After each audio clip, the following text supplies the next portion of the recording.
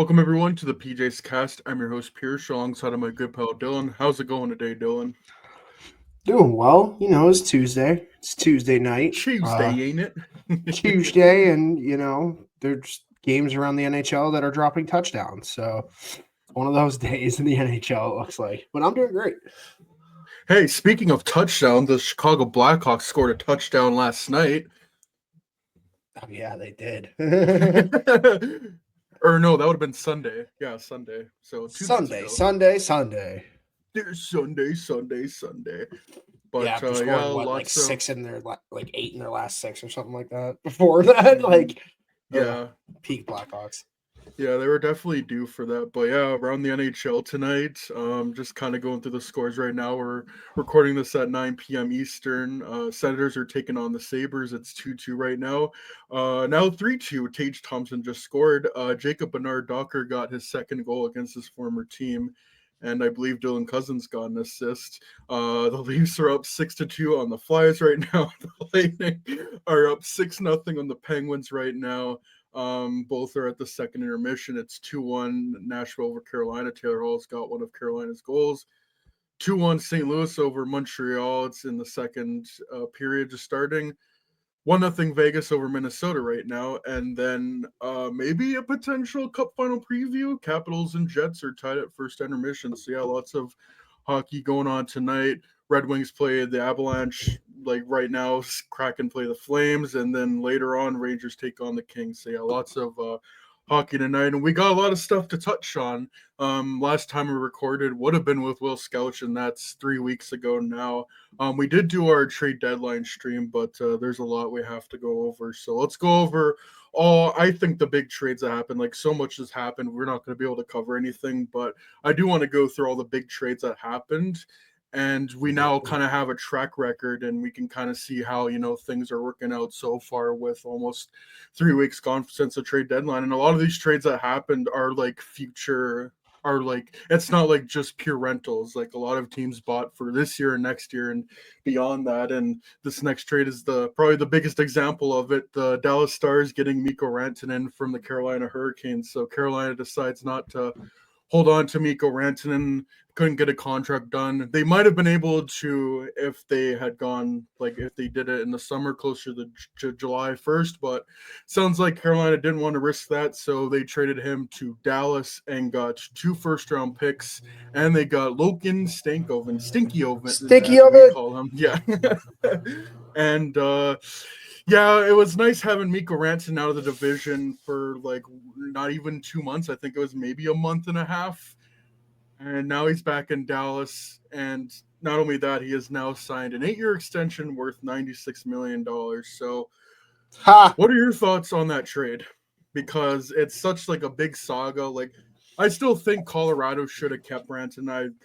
I thought they would have found a way to work it out with him, but at least Colorado, even though they moved on from Rantanen, they got Marty Necas now, who's fitting perfectly fine in there.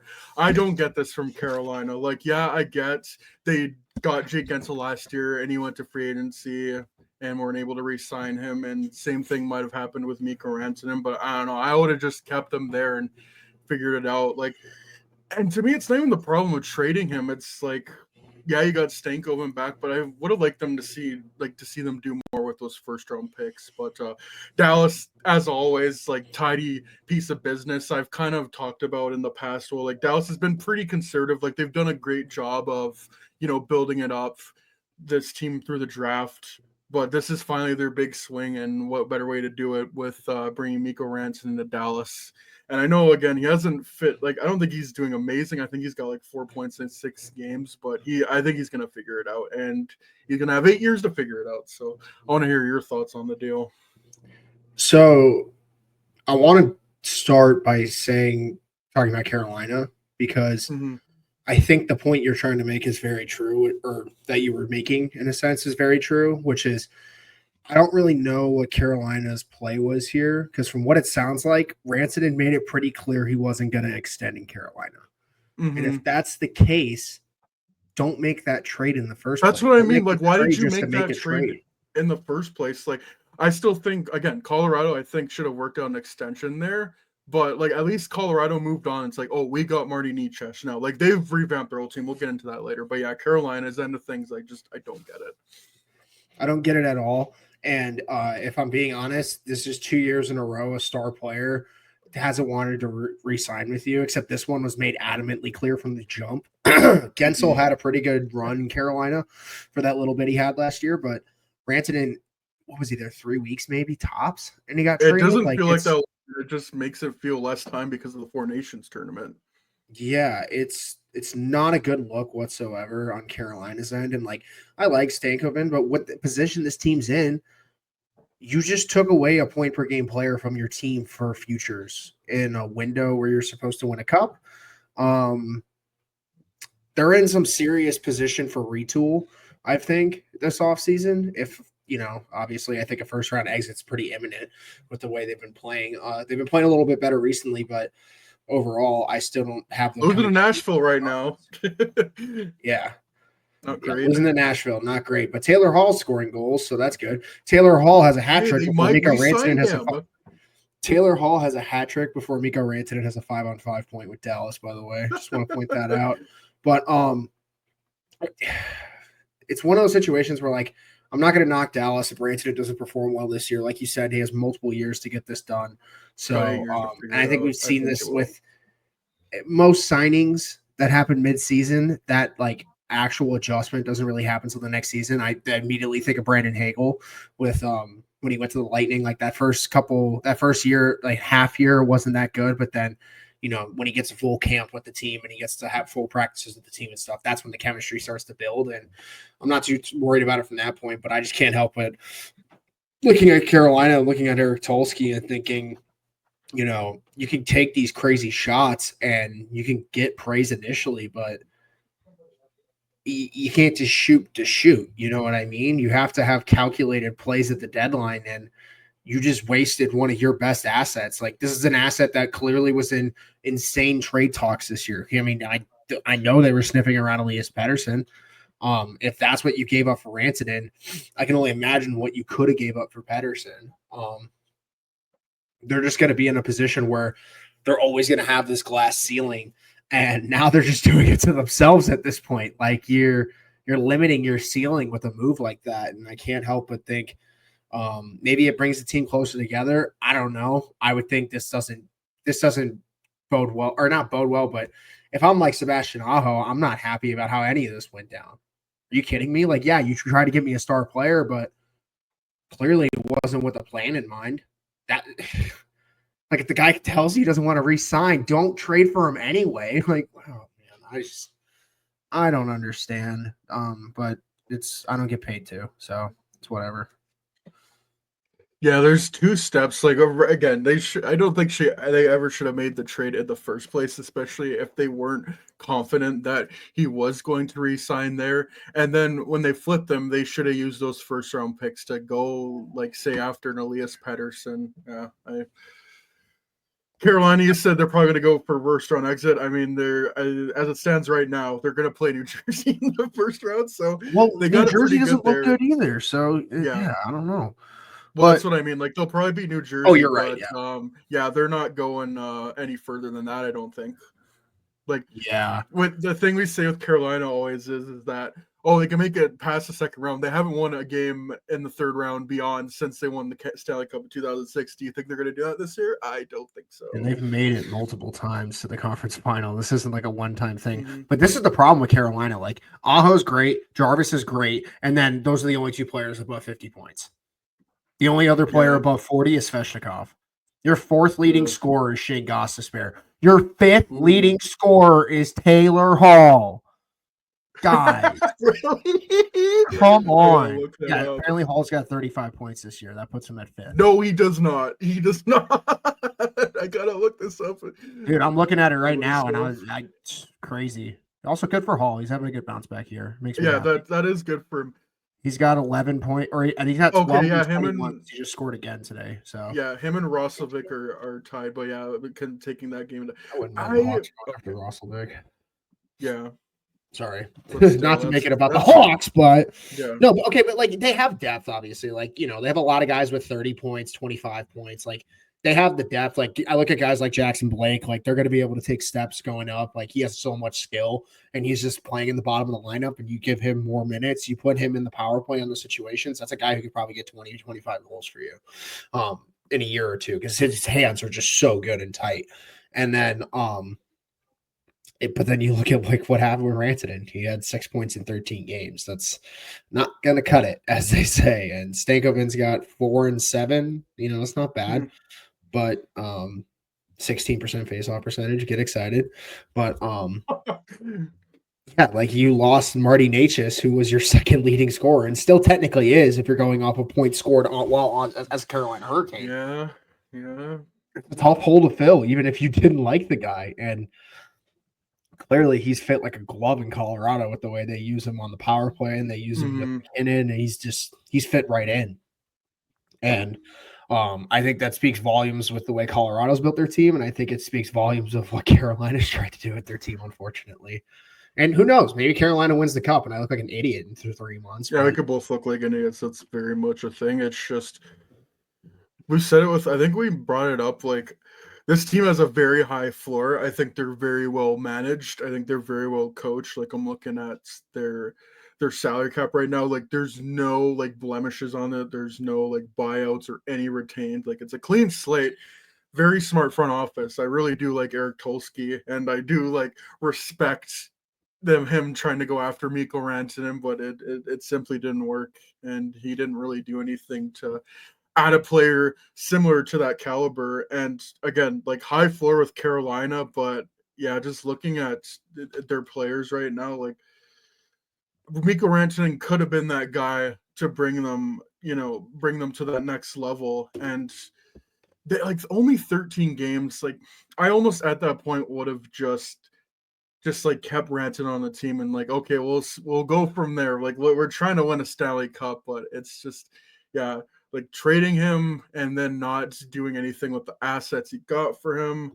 Yeah, I don't know about that one, but yeah, you never know with Carolina. Like maybe Sebastian Aho goes off. Like Seth Jarvis is a very good young player. Maybe Andrei Svechnikov finally wakes up. But yeah, there's just to me not really that star level player that Rantanen could have brought to them if they even just like let it ride out. I'm a firm believer that Svechnikov's name should be at least getting thrown around. In terms of like trade rumors or like, oh, he's got to be better. Because I think both. Yeah. Both. Plain and simple. Like this is a guy with the way he was touted coming out as second overall pick, but the way we saw him adapt to the NHL at such a young age, like I think people forget. He had 20 goals in his first season. Like that's dude, he had 61 and 68 in 1920. Like 42 and 55. Like he's been a good player. I just like I don't know. Maybe this is just what he is. Maybe he's a 70-point guy, but I just think there's so much untapped potential there. And if Carolina starts shifting in a different, like he's still 25, like you can't, or it's 24. Sorry.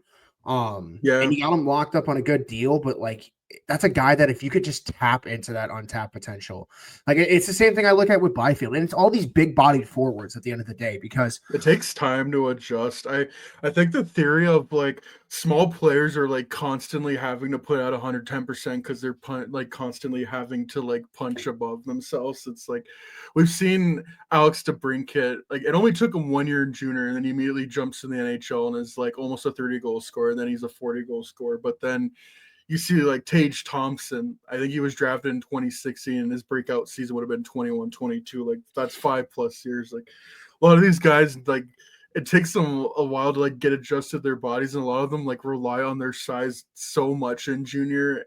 And it's like, yeah, it's an adjustment. So, but yeah, Andrei Svech. Sorry, you go. No, you're good. I was just going to say it like, it really hasn't been that bad. Like, yeah, like 61 points, 68 games in 1920, 42 points in 55 games, 20 in the 2021 shortened season, 69 points, nice in 78 games for 21-22, nice. 55 points, 64 and 22-23, and then 52 points in 59 games last year. So, like, he hasn't been horrible. It's just like former second overall pick. You're hoping like maybe he can hit like the 80, 90 points ceiling. You just like I just can't help but look at, and obviously he had the same situation where it took him a little while to pick it up offensively, but I mean, Brady Tkachuk is what you want out of Andrei Svechnikov, and they're in the same draft class, so they're on the same year trajectory. And I get it.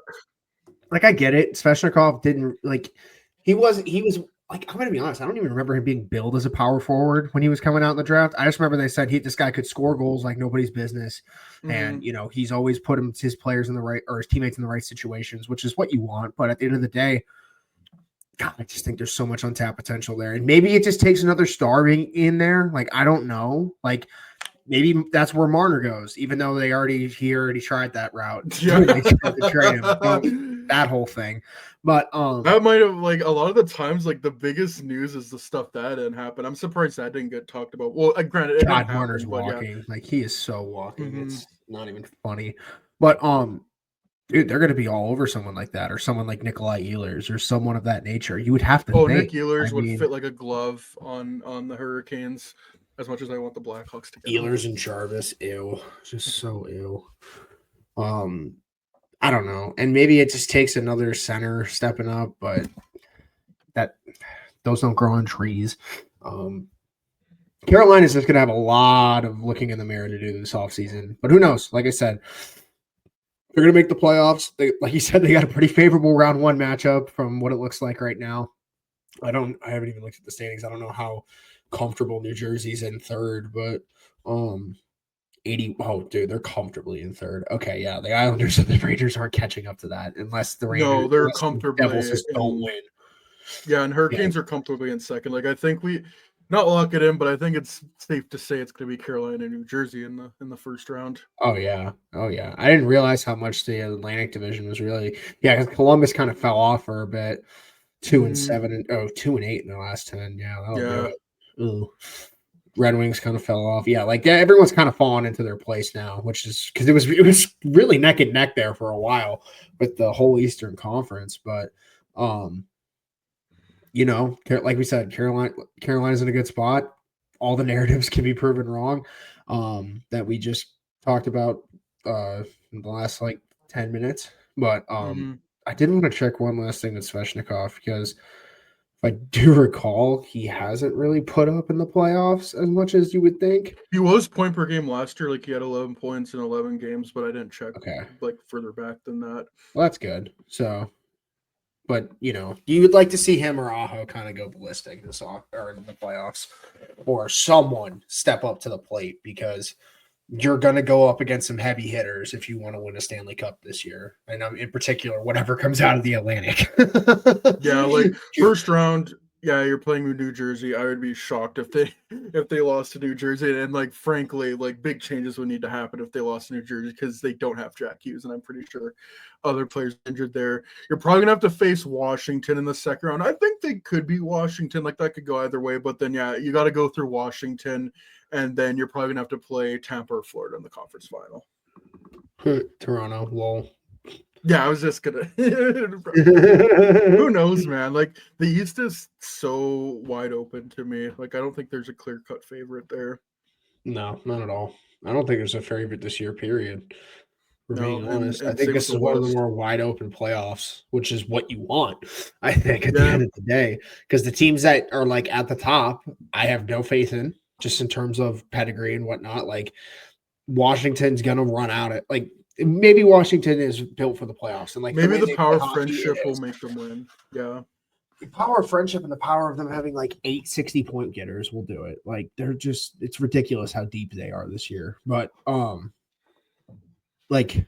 this is the year LA finally breaks through the glass ceiling. Maybe this is the year Winnipeg finally gets off the schneid. I mean, if I'm being honest, St. Louis is heating up like they did in 2019. I don't really want to face that.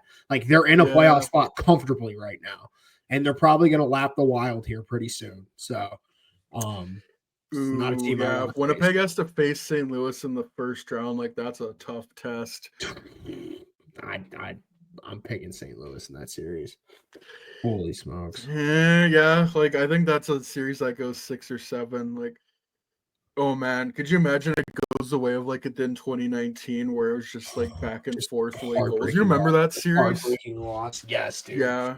Game 5, Like they score with like 20 seconds left. Like, it was like 2-0 up to the final few minutes, and then St. Louis, I think, dropped 3 goals in the final 3 minutes. Like, I still can't believe the NHL let them win that year.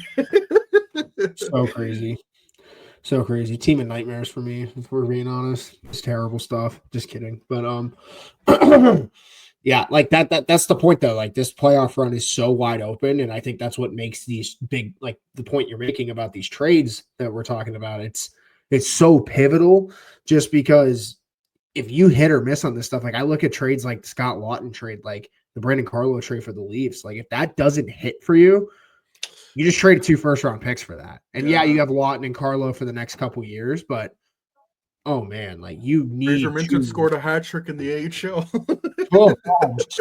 Cancel the season. But you know, like when you trade this much capital, like let's be honest, if Florida didn't win a cup, you're not going to look back on that team that traded like 4 first-round picks, and it's not going to be looked at well, even if they made a couple cup finals. You have to win, or else these trades just they don't look as good at the end of the day. Like we talk about it all the time. The Hawks don't win the cup. I think we were bitching about that Antoine Vermette trade till this day, if they don't win a cup, because it just wasn't worth it until the playoffs. But who knows? Maybe Scott Lawton's their Antoine Vermette. He's not, but no, they could never be Antoine Vermette. It could never be him. How dare you stand where he stood? Me when Sasha Boyer wears number 80. Just looking at the matchups right now, so it would be Winnipeg, St. Louis. Like, I look at just about all these series, and I'm like, it could go either way. Like, I think either Winnipeg or St. Louis could win. I think the one matchup in the West where I'm like, they probably win is Vegas and Minnesota. But like this year, Edmonton looks gettable, and as it stands right now, LA has been silently good, and like they've been lethal at home, and they got home ice advantage right now. I don't think they're going to take the division, but they get home ice over the Oilers like 4 years in a row. Like you would have to think one of these times LA gets Edmonton, and then Dallas and Colorado. I would choose Dallas, but there's just something about Colorado like completely revamping their whole roster. I could just see Makar and McKinnon popping the fuck off and like being the star single-handedly. Yeah. Man, Kings and the Oilers are neck and neck there. That's crazy. Oh man.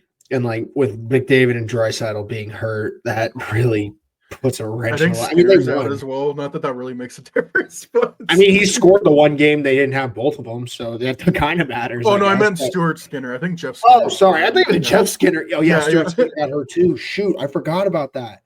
Oh, gosh. Yeah, that's not good. But, dude, nothing gets me more excited than the Mikko Rantanen series in round 1. Like, are you kidding me? We get that in round 1. That's, I guess, some of the benefits to the chaos that has been this trade deadline season. We're going to get that in round 1. And, you know, you're going to get potentially, Toronto, Tampa 3, which I think is just not getting talked about enough because both those series have been incredible when that's happened. I mean, hell, game 7, the first one was game 7, 2-1. And then the next one was the Leafs literally came back 3 games of the series. Like it's a bunch of overtime games. Like these teams are so evenly matched. And now like they're built just a little bit different. Like the Leafs are a little bit more structured defensively. The Lightning got another stud in Jake Gensel, and they got Bjorkstrand, and they got Gord back. And oh man, some of these playoff series are going to be so good. And then like I even look at Florida and Ottawa. Like I expect Florida to win that series, but I wouldn't like underestimate Ottawa and the Tkachuk brothers. Tkachuk round 1. Ooh. Yeah. Ooh. And Brady's been on a mission since the That's what I mean. Like Ottawa kind of reminds me of St. Louis. Like they've been one of the hottest teams down the stretch. I think they're losing to Buffalo right now, but hey, Montreal hasn't looked bad either. I think they're comfy in a wild card spot. Like I think they're gonna make the playoffs. Like they would have to have a big collapse if they don't. 100%. And then whoever the revolving door is, like I'm looking at like the teams that are kind of in that last wild card, and I'm trying to think which team would give the Capitals the biggest headache. And I mean, if we're going off of just straight like psychological. It's New York or Columbus, but like I was gonna say Montreal, throwback to 2010, where Washington won the real President's Trophy and blew a 3-1 series lead. dude. Hold on? Who's the rookie goalie for Montreal that's like actually cracked? Hold on. Oh yeah, I know you're talking about Dobesh, I think. Yes, Dobesh. dude, he's gonna be the one that does it.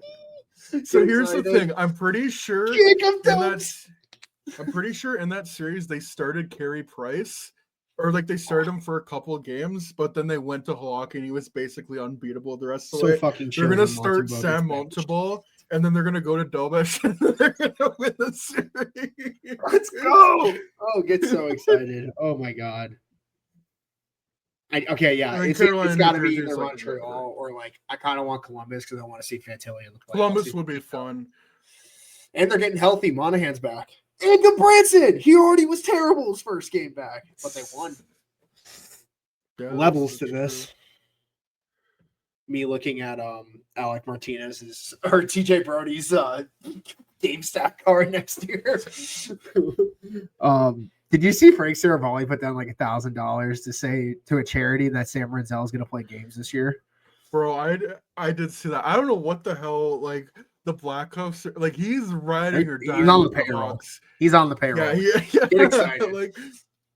like I saw this thing on Daily Faceoff. It was like, oh, who has the better future? Are they Sharks or the Chicago Blackhawks? And I forget who was saying like, oh, the Sharks got a better future. It's like, oh, the Sharks like have so much good vibes and the Blackhawks like suck. And then Frank Saravalli, he's like, clearly you don't know that they have Sam Renzel coming up. Like their back end has an embarrassment of riches, like which I agree with. Like if you want to do the debate on San Jose versus Chicago, because they're at the similar stage of the rebuild. Like I think San Jose has the edge at forwards right now. Like goaltending is more star power forward. You got like top 15 goalies in your pipeline around the same age with Spencer Knight and Yaroslav Askarov, but like defense, it's not even close. Yeah, Sharks have Dickinson, but Blackhawks already have Vlasic. You got Lev Shunov, who has looked great, and then you got Renzel coming up, Korchinski, and then like Kaiser, Del Mastro, Allen, like, yeah, they kind of do have an embarrassment of riches on the defense, but that's why you got I don't know if we want to get into the Blackhawks because they're still trades. Talk about more trades. Sorry. Yeah, I want to get back. So we did talk about Ottawa and Buffalo, and it's funny how they're facing each other tonight. It's pretty like Ottawa is taking the chance on trading for a player from Buffalo and it making them great. But the St. Louis Blues did in 2018 when they traded from Ryan O'Reilly. I'm pretty sure Zach Bogosian was bought out by the Sabres and he went to Tampa Bay and they won back-to-back Stanley Cups. Vegas got Jack Eichel from Buffalo. They won a Stanley Cup, and I'm pretty sure Panthers got Reinhart, and I'm pretty sure they got Montour as well, and they won the Stanley Cup. So, I mean, you know, past events have shown getting a player from Buffalo when they're not doing so well, and they come there immediately, it pays off. And I'm pretty sure he has 8 points in 9 games. So, yeah. He got another point tonight, too. Yeah. Sorry. Oh, no. It was an interesting trade. Like, you know, it was what was it at the deadline? It was kind of like in the rumor mill, hooking up for like 2 hours. Jacob just kept stressing, and we just kind of told him what it was, and it was exactly what it was. Oh yeah, and then it was Dylan Cousins a second for Josh Norris and Dennis. He was pissed about the second. I was like, dude, we literally called this trade. Like, come on. But it's an interesting one because, you know, Norris, you would think would have been a long-term fit there with the way he signed his extension. But I guess the same could be said for Cousins. But, you know, change of scenery always does players well. And, you know, I just always look back to the Nick Schmaltz, Dylan Strome trade. You know, that was the trade that kind of catapulted both of their careers. Maybe this is another case where that happens. But, you know, this is one of those situations where clearly it's going to help Ottawa in the playoffs if Dylan Cousins can perform like this. That provides such a boost to their top six, which is something I think they pivotally needed because it knocks a couple guys like Giroux down the lineup, which gives you way more depth in my opinion. But for Buffalo, if Josh Norris, here's the big thing. Josh Norris can't stay healthy. And that's always been the story with him. When he's healthy, he's great. He's always been a great goal scorer. That gives you another option on the power play. Like when he's healthy, should be Money in the Bank 35-40 probably for goals.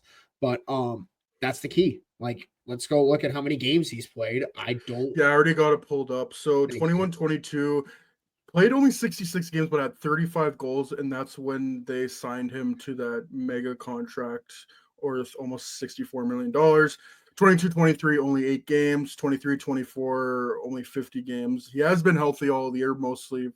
For the most part, he's got 56 games, but yeah, I would still take Dylan Cousins if I'm being honest. I just think he has more upside. Same.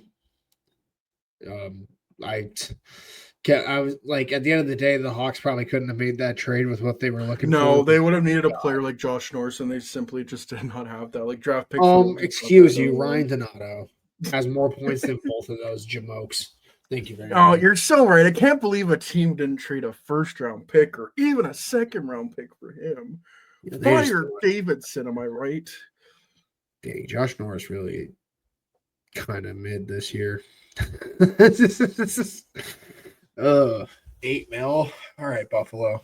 Good job, guys. We're doing so good. Time to trade Owen Power before you have to pay him. JJ Peterka to Chicago, but yeah, I think Josh Norris can be perfectly fine for Buffalo. I'm just looking at Dylan Cousins, like 6'3", 200-pound center. He's like less on the cap. He's a little younger. I'd rather just take and gamble on him than Josh Norris. Yeah, me too. It's a guy that, like, when his game is on his A game, that's exactly what you want out of a player. That's probably going to be your 2C. Could potentially play one right wing. Can't ask for anything better than that. And he's making less money than Josh Norris. So a mill's a mill, no matter how we stack it. Or same term, I can't remember. But yeah. Probably same term. Good player, though, all around. They also got Fabian Zetterlund, which I like, just as kind of like a more middle six, bottom six guy. Yeah, good depth. Like, once again, like, Ottawa needed more depth, and they assessed that, I think, with the moves that they made. They got guys who are flexible throughout the lineup. Clearly, Zetterlund's not going to get his top line role again that he had in San Jose, but if he could be a 40-point guy on the second, third line, I think that's a win at the end of the day. And he fits their window. What is he, 25? Like, yeah, he's 25. Cousins 24. Yeah, Cousins a UFA in 2030. That's when he'll be 29. And Fabian Zetterlund, he is an RFA with our Brights this offseason, but I don't think he'll command too much. 6x6. Yeah, 36 points in 64 games. Yeah, that could be a 2020 season right there. It's good depth. Can't even complain about numbers like that. Nope. Yeah, I just like looking at the moves that were made. It was the Central going all in and the Atlantic, whereas the Metro and Pacific were a bit more quiet because like Ottawa made those moves, and then like Florida Panther, like teams were trading within the division. Brad Marchand was traded to Florida, and probably the most shocking move of the deadline, and they probably won't be able to play together as a trio until the playoffs because Tkachuk is out till then. But yeah, I can't wait to see Marchand, Bennett, and Tkachuk play on one line together. Yeah, that's another team that just we haven't even seen their full potential yet. We're probably not going to see it till the playoffs because of Aaron Ekblad. Yeah, true. Up. Get excited. And now Seth Jones is important at work again. Sorry, bud. Now we remember why you make 9.5. Get excited. Yeah. With his 3 points in 10 games since being a Panther. Get excited. I think Scott Powers treated out, but and this was a few games ago, but he had like some horrible advanced stats. So yeah, it's not it matches the offense. Don't worry. I saw him get cooked by Noah Dobson. Holy crap. A defenseman, not even a forward. Dude, and honestly, it might be. I was gonna say it might be the thing of Mikko Rantanen where it's like, oh, it might take him a while to like a bit to adjust. Like maybe next year's when he adjusts. But yeah, it's hard. It is kind of funny where Seth Jones complains and then he immediately goes to a new team and is kind of still the same, arguably if not worse, looking at the advanced stats. But whatever. Yeah, but now he doesn't have to answer to the media because he's not wearing an A. Now he gets to just go home after they lose. Whatever. Yeah. I am out of here. See you guys later. Just like Charlie Brown, just head down, walking out of the. And they're 6-4 since getting Seth, and the Leafs are 2 points out from passing them with a game in hand. So that division can go either way. Like any of those three teams. God, give me Toronto, Ottawa round one, please. I need the Leafs to lose to Ottawa to set this off. Set off the offseason that needs to happen for the sake of the Blackhawks' sanity. Yeah, to me, I don't think you can go wrong with any combination of those teams. But yeah, the ideal one would be Florida and Tampa and Toronto, Ottawa. Like if Toronto loses to Ottawa in the first round, like they will blow it up because it's like they should have blown up against Montreal, but I feel and like they've lost to Tampa, Florida, but I feel it'll be different if they lose to a Canadian team, a team in their own province, no less. Yeah, please let it happen. They've already lost to the Habs, dude. Complete the cycle. You've already lost to the Habs. You lost to the Bruins. You lost to the Lightning. You lost to the Panthers. Holy crap! They've almost lost to a whole division, dude. Let it happen. Oh my god! Except for Buffalo and Detroit, but you know it's never gonna happen. They both stink. Yeah. Actually, Detroit's not been terrible lately, but they're probably losing to Colorado. Oh, right, sorry, they're not horrible. They're mid now. Okay. Oh my god, they're the 2019-20 Blackhawks. Let's go! They're back! Yeah, and they got DeBrincat and Kane and Gustafson. I feel like I'm missing a couple of other players. Peter Mrazek. And Craig Smith. What a weird team. Marco Casper's been good for them. Oh, it's just been fun to watch. And Arvid Soderblom's brother is playing hockey for them again. Yeah, Omer Soderblom, and he's like 6'6" or 6'7". He's big. Hurricanes lost to the Preds. Oh my god! Can't teach that every time you step out on the ice. Joke's on them. I'm gonna try. That's for sure. I'm gonna get that surgery that makes you 2 to 3 inches taller. That'll show them. Take that, nerds. Put that in your pipe and smoke it. Yeah. Take that, metric system. Get the fuck out of here. All right. What's the next trade? What do you have anything else to add on the Marchand to Florida trade? I can't do. Boston, terrible. Don Sweeney, you're done. Just we need to end that and end the relationship. But no, him and Cam Neely are best friends. God, it's so nice to see Boston become a boy club. This is so great. We're so back. Yeah. Too bad they're hit Pasternak. I like the Blackhawks. Yeah. They're gonna get Gavin McKenna, and it's gonna piss me off so much. But I think Roger McQueen's gonna be a Boston Bruin. Dude, they lowballed Marchand out the door. Like y'all are terrible. Jesus. And I get it. It's a business, but he wanted to stay. I don't think. Yeah. And there was no need for a new era. Like. Yeah. I don't get it. Conditional first. Yeah, they're lucky they got what they did, to be honest. Like, because they wanted to respect Marchand's wish and trade him to Florida. And like Florida's way too nice, man. Like they could have just lowballed the Hawks on Seth Jones, but no, they gave us Spencer Knight in the first round pick. And I'm pretty sure they gave him like a 2027 or 2028 for second that can become a first if like they make it to the conference final and like he plays in this like percentage of games or it's the Marc-Andre Fleury condition. Yeah. But, yeah, it's times are changing in Boston because they made a couple more trades. We'll get to that later. I want to talk about the other Florida team, Bjorkstrand and Yanni Gourde to Tampa, and I hate it because it's just so perfect. I don't care that they gave up 2 first-round picks. Julian Breezeball basically said, "Fuck them draft picks." And yeah, if I'm at that stage, like if I have the top heavy scoring that they have with Gensel, Point, and Kucherov, yeah, I'm gonna get Bjorkstrand and Yanni Gourde to help them out. Yeah, it's fantastic depth, and got to think Gord's going to sign an extension there to make that even better. That's why they gave up 2 first-round picks. Yeah, I would love Yanni Gourde to come. He's not going to come to Chicago, but like that would be a good free agency target for them. But yeah, they're ridiculously deep. They're beating the Penguins 6-1 right now, and I think that about summarizes it. You know, they got multiple guys with 30 goals. I think they got 3 with 30. Yeah, because Point's got 35. Yeah. Hagen's got 33. Kucha's 31. They have got 26. Oh yeah, Gensel's got 32. They're so deep. Like it's insane. That's 135 goals there. Like, if we're being honest, that's what it Jeez. is. Like, good Lord. And That's I think four the players. biggest thing was this team, and it's not even making a trade. It's Andre Vasilevsky being back to maybe Go, not the best goal in the world, but like top 3. go 225 goals against acknowledge averaging a him. 920. Save Acknowledge him. percentage. He should have 4 Vezina trophies at this point. It's ridiculous. Oh, How he's a lucky. Hall of Famer at this point, I think. Hell yeah, he is. But you better believe it, brah. He's so good.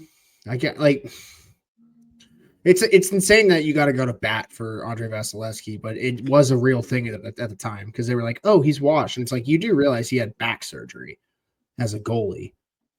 Can't imagine that heals in 6 months. You know what I mean? And you Yeah. get back to your elite stature. But just to put into perspective, the Lightning have 4 players with 30 goals. They have 2 with 20, and then they have 2 with 12. So, room to grow. But that also just doesn't include the fact that they have had Bjorkstrand for 9 games and Gore for 9 games. Bjorkstrand 2 points in 9 games. So it's another one of those situations where, yeah, you have him for another year. It's going to take time to build that chemistry. And obviously he's not playing with Kucherov. So, you got to earn your chances. But it's the exact kind of move you got to make when Ford is loading up the way they are, with the way Toronto's loading up. And Dude, it's an arms race. Really it is. is. It's like 6 teams in the East, and it's an arms race between them. And then there's the Devils that are like, can we stay healthy for 5 seconds, please? Yeah. Let's get all these depth defensemen. God. Dude, did you see the clip of Sheldon Keefe calling out Cody Yeah. Savage? Dude, that was bad. That was bad. I don't think I've ever seen a coach directly say that like that about a player. Like in the regular season, no less. Like, bro, come on. Like, ugh, that was bad. But yeah, things aren't pretty in New Jersey right now. Things are rough for sure. They're never pretty in New Jersey. Let's be honest. It's New Jersey. It's a Jersey thing. It's a Jersey. All right. I thought New Jersey was going to make some moves at the deadline, but I guess they didn't. But, they have proper amount of depth. Like Jesper Bratt's on pace for like 95 points. I think we can give them the tag of like the most underrated player in the NHL now. The news. Welcome back, Jonathan Huberdeau. Back like you never left. Nico Hischier, 60. He's going to be a 65-point guy, 30 and 30. Can't even complain about that. Selke kind of guy. Yeah. Yep. Looks like Markstrom's fit like a glove. Like, yeah, they still could very well compete with, the impending doom that is Carolina. But at the same time, Dougie Hamilton's out long term. Jack Hughes is out long term, and that's your second and fifth leading goal scorers or point getters. Paul Cotter, need you to get 20 goals this year. Step up. I forgot Paul Cotter's on the Devils. God, they really are just a collection of mid at the bottom. Like Cody Glass. Oh, Cody Glass has 6 points in 8 games. All right, I'll shut up. Hold on. Yeah, that's what I mean. They made like all these depth moves, but hey, I guess. Oh my God, is Cody Glass the cure to male loneliness? Fucking New Jersey. Let's go. Yeah, they're a team that I think if Markstrom does what he's done in the playoffs a couple times, or just stand on his head completely. Hopefully not how he played against Edmonton a few years back. But, all right. You don't need to relive. All right, enough with your Edmonton bias. Enough with your facts, okay? We don't need that. Facts don't care about delusion. We don't need facts and realism. We need delusion and optimism. Come on, Pierce. Facts don't care about your feelings, as I was. They always care about my feelings, bud. All right. It must be facts the way she don't care about my feelings. Jesus fucking. Hey, bro. You're okay, man. Let's talked about them a lot. We're going back to the West, but Colorado completely, like, over the course of the year, they've completely revamped their whole team. They've gotten a completely new goaltending duo, and then now they go out and remake their center core and pay a pretty big price for both of them. Like, Callum Ritchie is fairly highly thought of as a prospect. They traded him for Brock Nelson. I would guess they think they can get an extension down there, and then they trade Casey Middlestat to the Bruins for Charlie Coyle. So yeah, your center core is now McKinnon, Nelson, and Coyle. Different. It's different than what they had It is before. different. Yeah, yeah. Just been a revolving door. Let's see if this works. I give them credit. Most teams wouldn't go this ballistic with their team. They're still kind of in the same situation. Arturi Lekkonen's about to be your leading goal scorer again. Probably get 30, which is kind of nuts. But Jesus, if Nichushkin could stay healthy, he's got 20 or not be off the ice for other reasons. But he's got 29 and 33. Like Drouin's got 33 and 38. Like, what is this team? They just need to stay healthy, man. What is this team, bro? What are some of these crazy? Comments? Oh my Imagine God. telling a Habs fan in like 2018 that Drouin and Lekkonen would be like point per game. Yeah, with McKinnon. Oh, who else is on the Habs on this team? Oh God, who can else? No one. Okay, continue. Yeah. Oh man. No, I'm looking forward to the playoffs, man. Need some hockey that matters, and Dallas, Colorado might just be. What do you mean, dude? The Hawks literally play the Devils tomorrow. Like, you're so right. God, like so much skill. Like, are you kidding me? You get to watch Paul Cotter versus Joe Veleno. You're so right. What was I thinking? God, this team stinks. They're so bad. Yeah. Just let Bedard get more points than he did last year, and I will shut up. Like, oh my God. That's all I really got to say about the trades, unless you got any more. No, not to my knowledge. I don't think there were any other trades that really stuck out in that matter. Another one was that I wanted to talk about was Wallman. I also wanted to talk about Lawton and Coyle to Toronto, and then Wallman and Frederick to Edmonton, because we got to talk about the Leafs, Oh my God. Not the Leafs. No, but the Leafs really did go all in. It's clear that they know what this offseason entails, especially since there's no extensions that have been signed. And I don't think they were warranted any extension signed because we know what this team's capable of in the regular season. But, a guy like Brandon Carlo and a guy like Scott Lawton, they help in the playoffs for sure. But at the same time,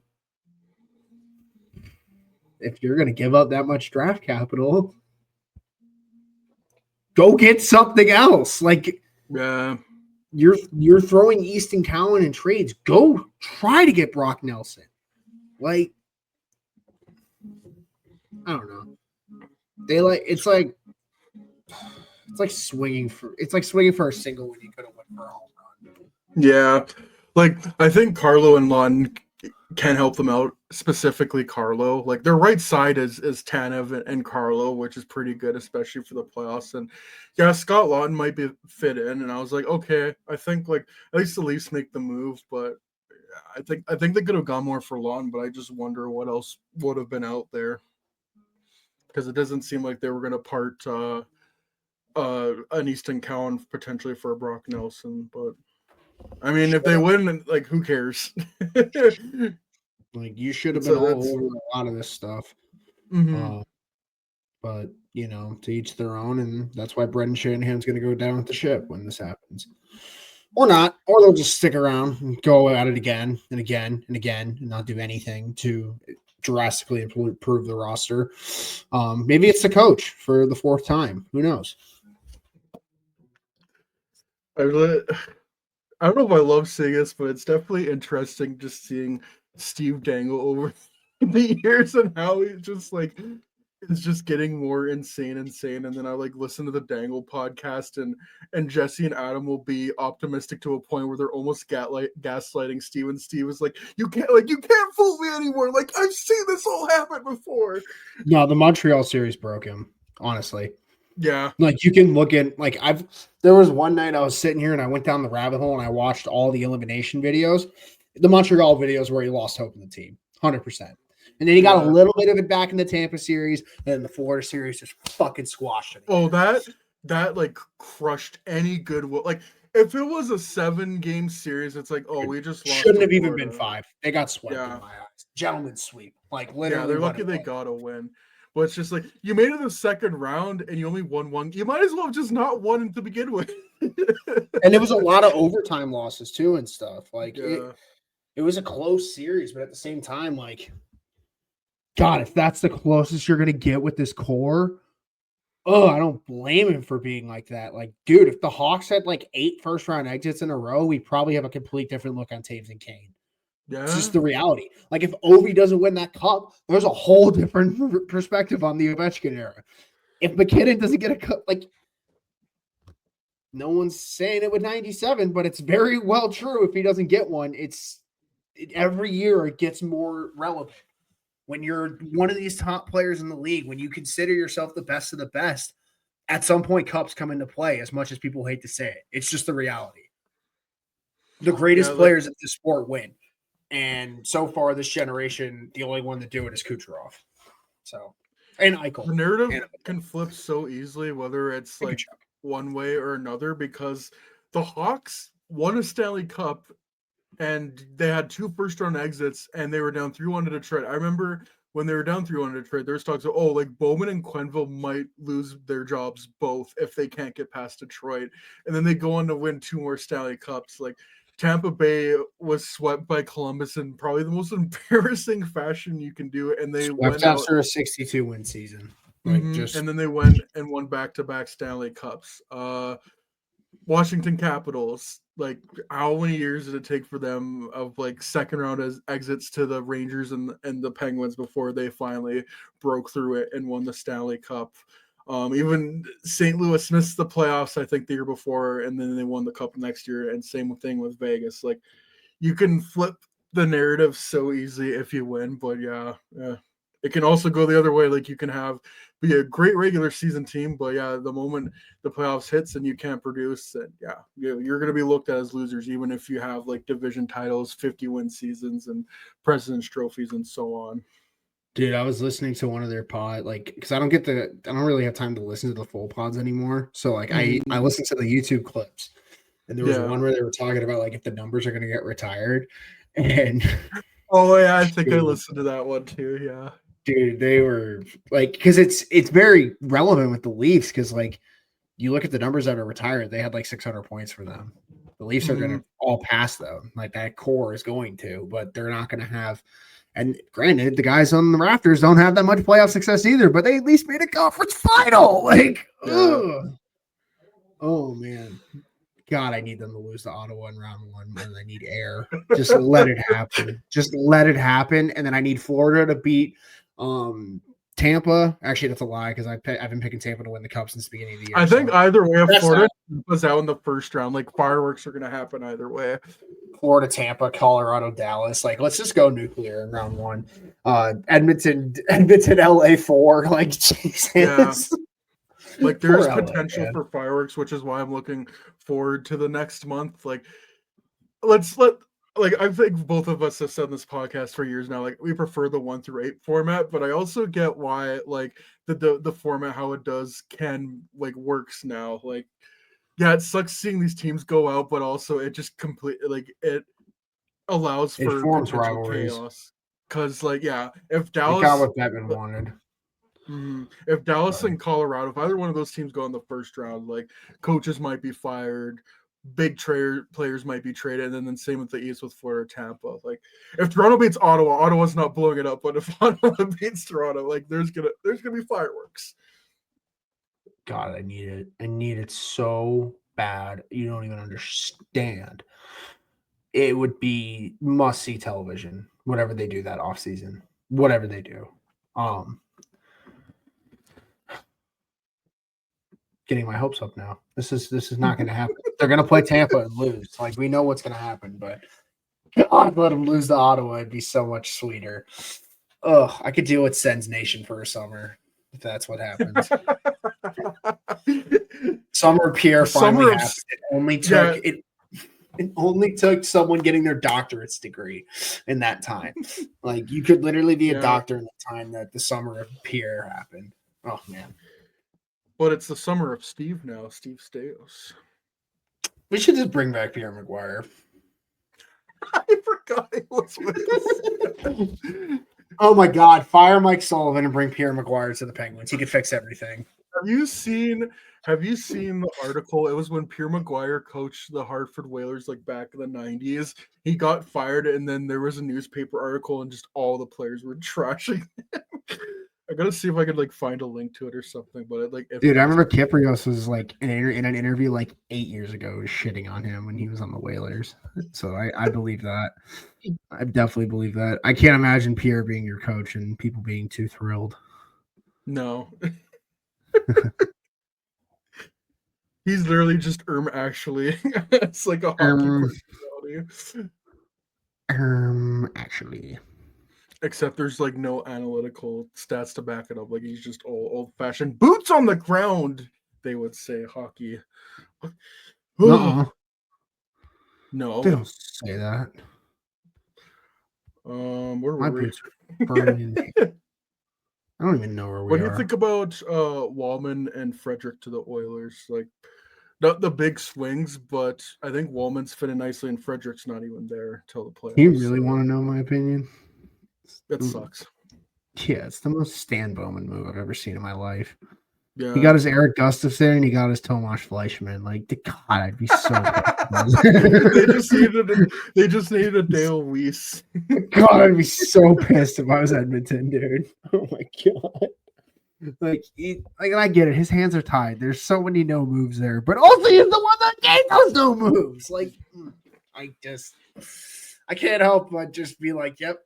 People are finally going to see that we weren't crazy when we were saying this 7 years ago. Like, this guy just throws out no move clauses like they're freaking candy. I don't understand. At least they have Dylan Holloway and Philip. Wait. Yeah. At least they have Ryan McClough. Yeah. Oh. Man, this depth scoring. Well, Matthews, we're never going to find it. It's just never going to come out of our prospect pool.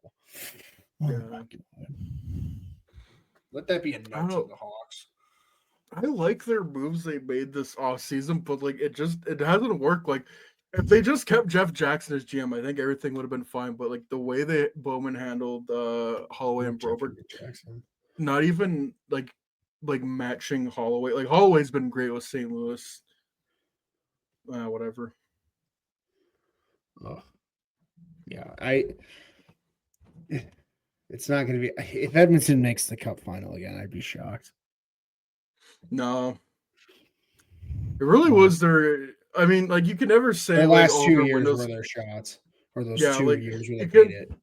You can't say the win was close because they do have Draisaitl locked in, but man, and I think McDavid will stay, but like you don't know that's a guarantee. Like I feel 22, 23, 24 should have been their window to win because simply they haven't been on the level of a team like Tampa Bay or Vegas where like you draft well enough. Like they simply haven't, and they don't really have anyone coming up besides like Matt Savoy.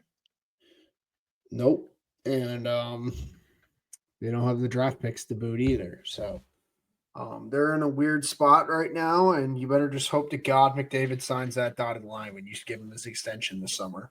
Because I don't think you want to go through a season where Connor McDavid could potentially walk to unrestricted free agency. Because no, I don't even think the world I'm just thinking if he was ever to make it to that point, how many teams would just completely change what they're doing? Dude, teams are going to break the CBA to get him. Like the Hawks could offer him the max with a no move, and I wouldn't give a shit. But like, that's not the point. That's like give him the cap. The Hawks throw in, yeah. Dude, if the Hawks were big ring, they would just get some nasty fucking players because people need to move cap space off good hockey teams, like teams that's like. God, McDavid making it to unrestricted free agency actually would make this league so much more exciting. It would be easily the biggest player that's hit the market ever in the history of the sport. Ever. And he's in his prime. And there's a lot of teams that he could go to feasibly. And then with those teams getting that, it's going to allow for teams at the bottom to get closer to the playoffs, which is going to just feed into You're an automatic playoff team if you sign Connor McDavid. Like The Blackhawks would sign McDavid right now, and they would be a playoff team. Like that's how good he I don't even want to think is. about that. Could you imagine McDavid to Bertuzzi? McDavid to Donato and Slager. McDavid, Moore, and Slaggert. Oh, baby. Get so excited. McDavid Moore would be fun, though. Like that speed It would flying be. around with him. And then, Put McDavid with Nazar, bro. Fuck. yeah, that too. That works. Oh my god, he could finally pass to Pat Maroon again. Oh wait, he's retiring. Never mind. 10 years later. Oh my god. Yeah, like they signed McDavid and a bunch of injuries happened. McDavid's like, oh my god, who's gonna help us now? And then Patrick Maroon comes out of retirement. I got this kid. Need a hand. Yeah. Need a hand. Nah, Neil Yakupov's gonna come back. Let's go. No, Josh Lievo, who scored 49 goals in the KHL, is coming back. Let's go. Dude, Josh Lievo is cracked in the KHL. Who was the other Russian player? No, Nikita Gusev is coming back as well. We're just going to get Lievo and Gusev. Oh my goodness. The Goose is on the loose. Oh my god. But yeah, most Bowman signing ever. That's all I wanted to say about that. Terrible. Yeah, that's really all the trades I had to go through. Like, there are a bunch of minor trades that happen. It's like, we're not going to get to all of them, and none of them are really of consequence. So no. Let's get on to what we really want to talk about, and that's the Blackhawks, because they are just so good. Oh, that's my alarm to brush my teeth. I'll do that after.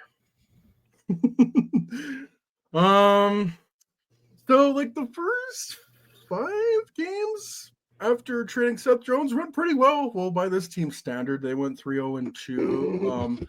Great debut by this team's standards. Yeah. Okay.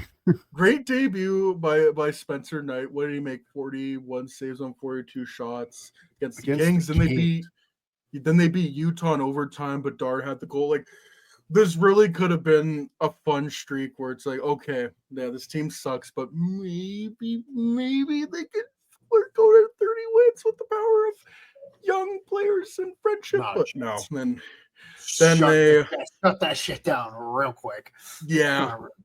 Then they lost, I think, 7 in a row, 6 in regulation, and then only did they win on Sunday against the Flyers, which was a much needed win, especially for the offense. Spencer Knight, well, I think there's a lot of potential. Like, one, you're still playing in front of the Blackhawks defense. Like, there's still a little ways to go, but definitely promising. Artem Levshunov has came up and looked way better than I thought he was going to be. Like, he looks really confident. Yeah, there's moments where he's kind of indecisive, but obviously that's going to come with time. Like, to me, there's nothing but there's so much promise with this team right now, but promise inevitably doesn't lead to wins. There's a lot of individual performances. Like, Bedard has looked better. Like, Frank Nazar, even though he hasn't been as productive, I would say these past few games, like, he's been this team's best forward since they called him up, really. And like, Tavo's been consistently steady over this year. Same with Ryan Donato, and Tyler Bertuzzi is about as hot and cold as you can go. Like, he went like 20 games without scoring a goal, I think, and then now he's heating up. Like, it's crazy the streaks he's gone through, and he's still going to have like a 2020 season. Like, so many good individual performances. Wyatt Kaiser has come up and looked really good. A lot of promise, but to me, it's a lot of individual performance. This team like has no cohesiveness, cannot play as a team, and like those games they played against Vancouver and Seattle, they were just getting picked apart. Like, it was like would be like us playing against a good team in EASHL where like the shot count is so low, but like you're just getting like cross crease to death, like perfect plays because you're just in horrible positioning, and then like the goalie save percentage is 500 because they don't really need to shoot; they can just pass the puck around until the Canucks game in a nutshell. Yeah, and that Seattle game too, just like perfect pinpoint passes, and like for all the talk of we need to get Connor Bedard winger support, which like Yes, they do, and that'll probably be the easiest thing they need to do. First things first, they need a goddamn head coach. It's like it's crazy. You call up an AHL head coach and you get AHL results. I can't do another year of we're bringing in this new head coach. He's got good promise. Like we've had this with Colleton, had this with Richardson. I don't even know if you count Derek King. And like to me, mid-season, like they played the Blues a couple of games ago, and I heard Rick Ball say, "Oh, the St. Louis Blues haven't changed their lines in 15 to 16 games or whatever it was," and the St. Louis Blues were fighting for a playoff spot. And like, I don't think they ever got as low as the Hawks, but there was a point when they got Montgomery, like things weren't looking so well. Like, probably guess they wouldn't have made the playoffs. I feel when Kyle Davidson like fired Richardson, that could have been an opportunity to bring in a really good head coach. Again, not for this team to make a playoffs, but for this team to like play meaningful games maybe into January before the Four Nations break, as opposed to just November. Oh, we're done. Like there's no there's no hope at all. And like Richardson was very much like the devil I know. Like, yeah, they weren't gonna score any goals, but at least like on the scoreboard, it was usually 1 goal games and there was some kind of defensive structure. Now with Andrew Sorensen, it's just like they still can't score any goals and there's no defensive structure. So like number one, get a goddamn head coach, get winger support for Connor Bedard. And like this team sucks so much. You need another top 4 defenseman, I think, and you need another center. Like there's still a long way to go with this team. So much promise. Like how many, like, are there any of their prospects where it's like, okay, they're far behind? Like at the very worst with the prospects, they're like, okay, they're just on par. Like so much promise, but promise does not translate to wins right now. Like that's got to change this offseason. There's no more excuses. 22-23 was spent stripping down, getting rid of everything. 23-24, fine. First year with Bedard, like he carried a lot of it. He was injured. There were so many injuries. 24-25. Like what's the excuse now? Like this is like everything's lining up for Kyle Davidson to have a big offseason, getting a head coach. Like we've talked about how there could be fireworks in the first round. Like what if a Pete DeBoer is available? What if Pittsburgh lets go of Mike Sullivan? There's going to be head coaches available. You just got to go out there and do your due diligence. And yeah, Mikko Rantanen's not on the market anymore, but I think Mitch Marner's going to be there. Throw as much money as you can. Get all these first-round picks, throw them around, and like get someone like JJ Paterka or even like a Jared McCann from Seattle. Like offer sheet. Like there's so many avenues. Like there's really no excuse, as I've said time and time again, for Kyle Davidson to just do nothing. Facts. Couldn't agree more. It's a pivotal offseason. We say time and time again, head coach is going to come first. I think Mike Sullivan should be at the top of that list. Gerard Gallant's another one that I wouldn't throw out of the consideration. Jay Woodcroft's another one that if they want to go with that younger route, that would work too. But it can't be someone new. And if it's going to be someone new, at least have it be Carl. Yeah, exactly. Like don't overthink it. You have the money, use it. I don't like the fact that I even have to say that is ridiculous, but that goes for everything this offseason. I've said so many times, what are the money in the draft picks for? Like they don't really have young players that they can trade away, but you got money in draft picks. Like Davidson already said he's going to move those picks for players, or he wants to, and that should be his mantra this offseason. Players on the block because they need to move salary cap space to sign someone else. You need to be on top of that if it's a good player, and I think Jared McCann's one that I circle back to because what's Seattle's direction? I mean, they're getting younger. That's what you should be doing. You should be looking at teams. They're like, what is their direction? I think Seattle is like at the top of that list, and they got a lot of appealing players. 100%. And there's other teams like Philadelphia. Like, what's their direction? Obviously, they're probably going to fire Torts and take a different direction. So that'll be interesting. I think Anaheim's in a year where they could really make some momentum if they make the right moves. So you could capitalize on that. Teams that like McTavish or really anyone for that matter. Exactly. Get creative. That's what I'll say to Kyle Davidson.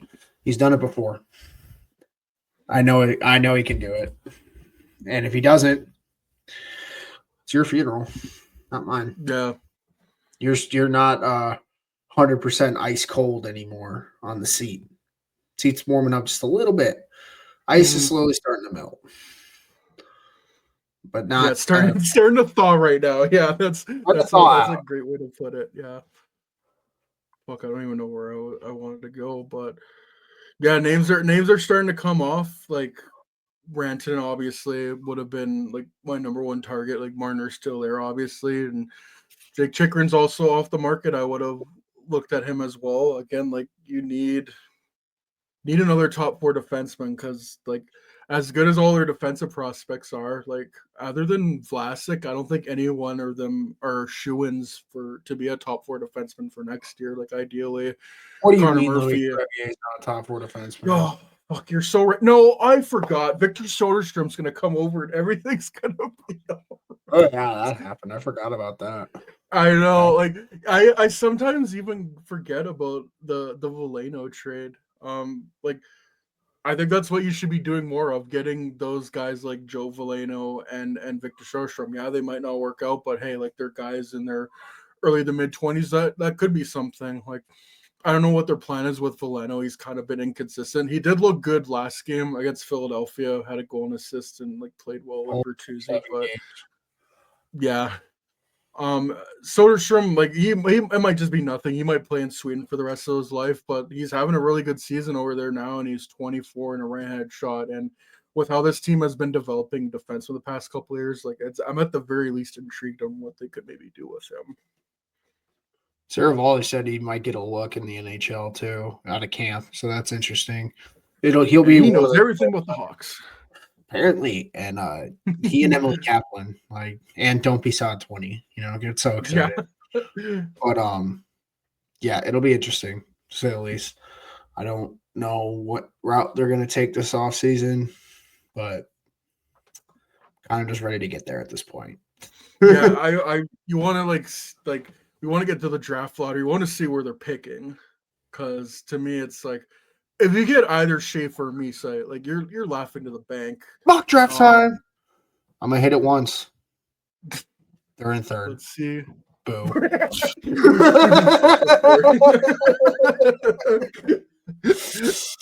I don't want to be third.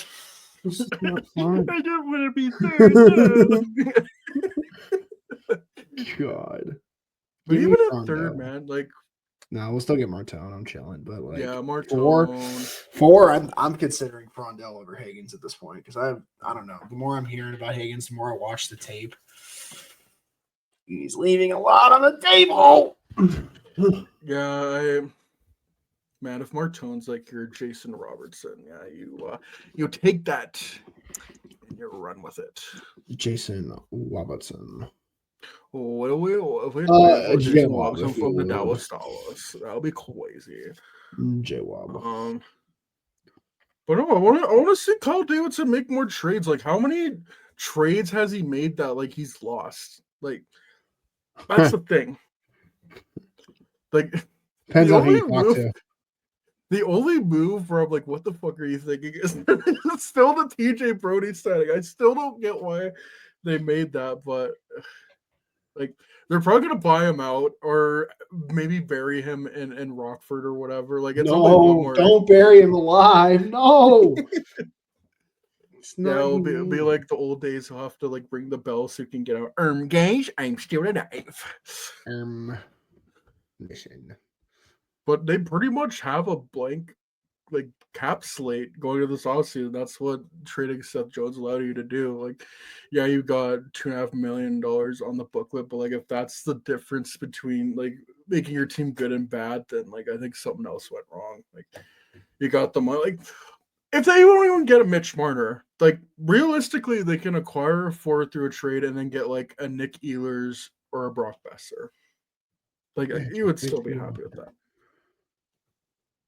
Gotta love Magic Mitch Marner. But they need to sign someone. Yeah. They need to sign someone. And they need to sign someone so I don't have to hear another offseason of they should have signed Patrick Kane. And if Patrick I was thinking about the other night. weird. I think I'm definitely more open to Patrick Kane coming back this offseason. The Elite makes him good. Shit, he's gonna at least fucking score some points. Yeah. You actually want to be here. One thing you can't say about a lot of guys that are here right now. looking at Shit, if you. the opportunity arises and you can pay him like, I don't know, 3 or 4 million, Dude, my fuck, can you I come say back do and it. snatch Foligno's chain? I think that would be hilarious. Give me that Yeah, fucking C. it's just with the Blackhawks, I think they need more. Like, this is obviously hard to quantify, but they need more guys with chips on their shoulders. Like, I think of Jason Dickinson, a guy who was traded 2 times. You trade, get a second-round pick for him. He comes into Chicago, scores 22 goals. Yeah, he's out for the rest of the season, which is another reason why I think they should get another bottom 6 center, because that Jason Dickinson was just battered over this year. But like, that's a guy with a chip on his shoulder, and now he comes to Chicago, puts in 22 goals, and is like, I think he got Selke votes last year. Like Ilya Mikheyev, like someone we haven't brought up, he's silently had a great season. He's played with 2 teams before, like a little overpaid in Vancouver, but then he comes to Chicago and like he's a 15-15 guy. Like, they need more guys like that. I would even say Colin Blackwell, like again, a guy who outright said like teams have doubted me for my entire career, but every time he went on the ice, like he was battling 100%. Again, like that's hard to quantify, but I just think like, what does Alec Martinez have left to prove? Like, guy won 3 Stanley Cups. Same with Pat Maroon. Like, not Hall of Famers, well, like excellent careers, but like other than veteran presence, what do they bring? I don't know. Like, it's time to like bring more tangible change to this team instead of intangible change, I think. But culture.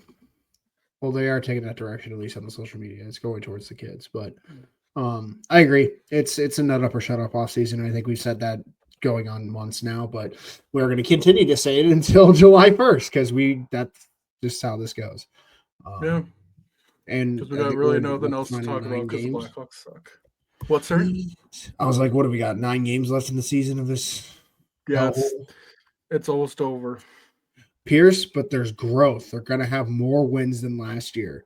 It just might be like 2 wins more. Maybe they will. Like, so they're at 71 games right now. They're at 21 wins. I think they had 23 last year. All they got to win is 3 more games in their last 11 games, and they beat last year's total.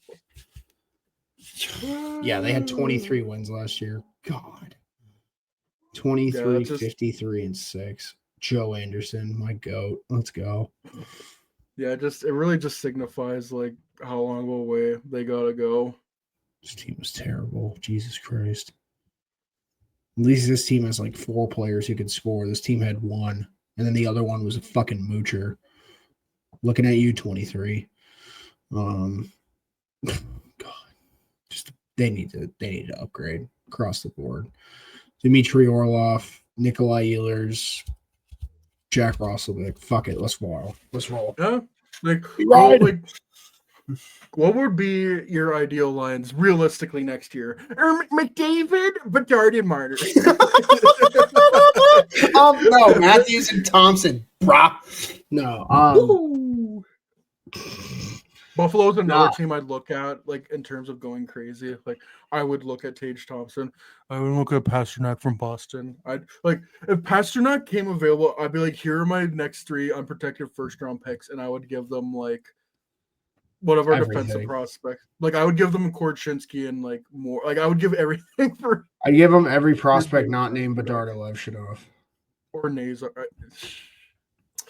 It's Pasternak. I might do. It's Pasternak. Yeah, if it's Pasternak, I do. I'd be like Korchinski. I love Frank Nazar, but it's David Pasternak. Yeah, I would give them Nazar, Korchinski, and my next 3 unprotected first for David Pasternak. I am so serious. Yeah. But in my ideal offseason, I think you got to get Mitch Marner. Give him whatever he wants. Make him the highest paid winger in the league. Give him 13. Dude, make him the highest paid player in the league for a brief while. I don't care. Like, just do it. Get him in the building. I'd love a world where they get Michael Misa and he somehow makes it out of camp because I think he's got the potential to. But we're just gonna. It's a dream. It's a dream line. Screw it. He does. That's the line you run at some point in the season. I think as well they got to get another defenseman, like I said. So I think like an Orlov fits into the mix to where you have like a Vlasic, Levshunov, Orlov, Murphy, rotate Kaiser, Del Mastro, Rinzel, They're gonna have to trade one of them, like not Renzelov, Shinov, but like they're gonna have to trade probably one of Allen or Delmaster or Kaiser. Trade him for a winger. Trade him for a winger because they need another winger in the middle six somewhere. And if I had it my way, it's probably someone with a little more two-way game. I don't know who that is. I mean, God, if LA does something dumb, I'd love Trevor Moore, but they just extended him. I would love Kevin Fiala. Like we should just make.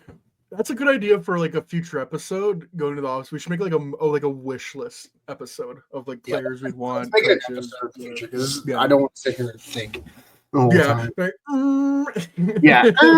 Give me any 20 seconds to contrive that. Just like the SpongeBob and Patrick gift where they're like 20 minutes, just complete silence. Facts. But I see it as with Kyle Davidson, like you almost got the hard stuff out of the way. Like, yeah, there's still much improving to do, but if you're looking at your goaltending, your defense, and so, like the hard parts out of the way, you just have to go after wingers. And I said this, especially if like the Hawks can't get like a top four defenseman. If we're like, I don't know, a few weeks into July and not much has happened and they still got a bunch of cap space, I don't care. I would take on Erik Karlsson like full salary for the next couple of years because I think he only has a There's your couple years left. defenseman. That's like, I think he has 2 years left. Let me double check, but come on, like especially if we can move a TJ Brody and maybe take a sweet. I don't know how that trade would work out, but yeah, if we're like dog days of like late July, early August or whatever, I would 100% do that. But I think that would be contingent on him waiving his no movement clause, and I think he would want to go to a place where he could win, and Chicago really isn't that. But contract. When does it end? Today. Okay, so it ends in 2027. So after this year, you'd have 2 more years at $10 million because. Yeah, he's making 11.5, but San Jose is retaining 1.5 million of that. No, Like it's like you're like write that down. Like yeah. like it's not my number one move, but like it's a backup. Makes move. the It's right crazy. side very exciting next couple of years. If Erik Karlsson's your leading defenseman with Levshunov and Murphy / Renzel. Oh, that's a fun right side. That's a really fun right side, no matter how you shake it. Even if Karlsson falls off a cliff, which is gonna happen, but that brain never goes away and that passing really never goes away either. Dude, he still has 50 points in 72 games this year. Like, beast. He's got 40 assists, I think. yeah, 10 goals and 40 assists. Like Dog. Like some defenseman's best years, and it's the mid-year for him. Like, he's so good. Like he would be in, I'm pretty sure, top 3 in points scored for the Blackhawks. Like he'd be behind Bedard and Timo. He'd be fourth because he's behind Donato, okay? Oh yeah, that's right. Oh, Get a pardon me. clue, Only pal. fourth. Only for get a clue, pal. Newsflash. God. But yeah, Time to trade for Crosby. Just kidding. yeah, let's go create. Let's trade for Malkin while we're at it as Brian well. Russ has 54 points. Yeah. But like this is the offseason where everything's lining up, where you got the assets, the cap's going. Like, I don't know, like if Calgary retained like 1.5 million or 2 million on Huberdeau, I would like think about it. Especially like again, if you're getting to like July and August and like your main targets are gone, at least like it's something. I don't know. You got anything else, or we can wrap this podcast up? I think I wanted to talk about the Jacob Chikrin extension. I don't know what there really is to touch on it, and I did have a story. Every team got that, but one bad contract. Sorry, I was like, every team got that one bad contract. Cap. do you think it's a bad contract? I think right now, I think it's gonna get better with the cap. 9 times 8, man. That's not going to end well on the back end. But I guess you cross that bridge when you get there. That's just Hey the way man, today's he NHL has raw works. meat and raw milk. He should age just fine. The GM's like, I'm not gonna be here in 5 years to deal with it. And you Did know you what? see I it? respect Did you see the article? Is Dylan Strome saying how like Jake Chikrin doesn't have any light bulbs in his house? He's so he has this diet and now he's turning into Chuck McGill. What is this guy's deal? I don't understand. Well, he's not. I think there's more NHL players that are like this that we don't know about. Like Jack Eichel has his crazy routine. I'm pretty sure in baseball, Bryce Harper's like doing the same thing. So yeah, That's true. yeah. That's all I got. Do you got anything else to add? We can wrap this podcast up. Yeah, we can wrap her up. Yeah, Blackhawks play New Jersey tomorrow, then they play Vegas. And yeah, we're getting pretty close. We're